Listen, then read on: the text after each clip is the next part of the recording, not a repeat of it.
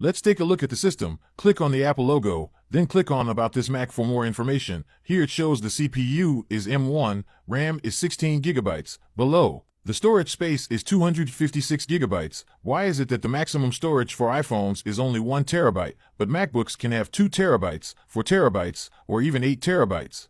MacBooks are disassembled starting from the back cover. We unscrew the screws, lift a gap, then slide along the edges to open the back cover. Let's take a look inside. There's a lot of dust. This is the cooling fan. These are 2 SSDs, hard drives. The 3 black parts below are the battery. When upgrading MacBook storage, there's one thing that's very, very important, otherwise the motherboard will be ruined. Step 1 is still to disconnect the battery from the motherboard, then all visible screws must be unscrewed. You'll find there are a lot of ribbon cables inside the MacBook, and many of them are plug-type connectors. Disconnect the fingerprint ribbon and display ribbon. There are 2 Type-C ports. Also, disconnect 2 antennas. After removing the screws fixing the motherboard, we can carefully lift out the motherboard. After removing the motherboard, you can see it's quite large. This is the CPU's cooling system. The 2 silver parts are the SSDs. Upgrading storage means replacing these. On the back here, there's a Wi-Fi chip. We unscrew the screws fixing the CPU cooler. Remove the cooler. Here it is. This is the M1 CPU. Above it are 2 cache chips. You'll notice it's very close to the SSDs, so we need to protect it. Now comes the most critical part.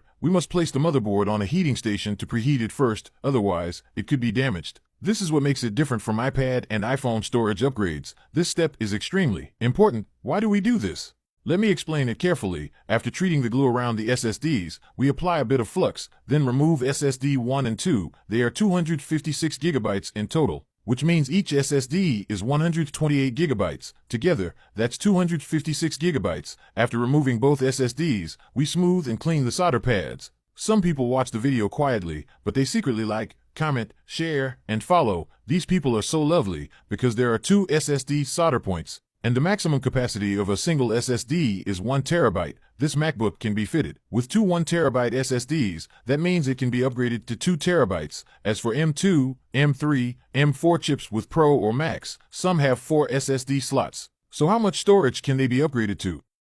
It depends on how many SSD slots they have. Let's continue. Why did we have to preheat the motherboard?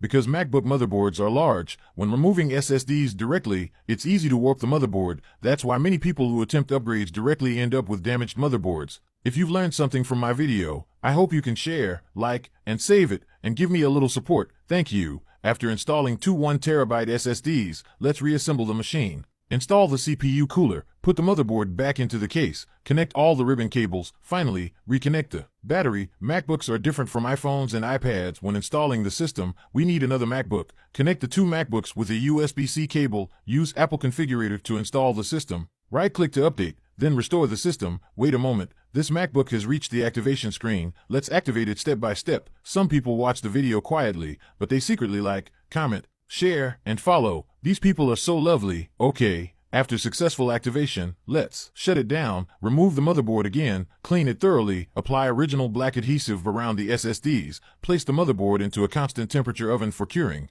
Because the original adhesive needs heat to cure. After curing, remove the motherboard, clean the inside of the case, reinstall the motherboard, connect all ribbon cables, screw in all the screws. Take a wild guess, will iPhone 17 have dual SSD slots? Because iPhones have limited internal space, dual slots are unlikely. Most likely, it will have a single 2 terabytes chip. Okay, after securing all the screws, the final step is to connect the battery. Clean the inside of the case, install the back cover, screw in the back cover. Some people watch the video quietly, but they secretly like, comment, share, and follow. These people are so lovely. Let's power it on. After booting, enter the password. Since it's a new system, we need to enter a password. Connect to Wi-Fi. Click About this Mac for more info. It's still the same M1 MacBook Pro with 16 gigabytes RAM. Now it has 1 terabyte of storage. After watching this video, do you understand why it can be upgraded to 2 terabytes? And why some can be upgraded to 4 terabytes?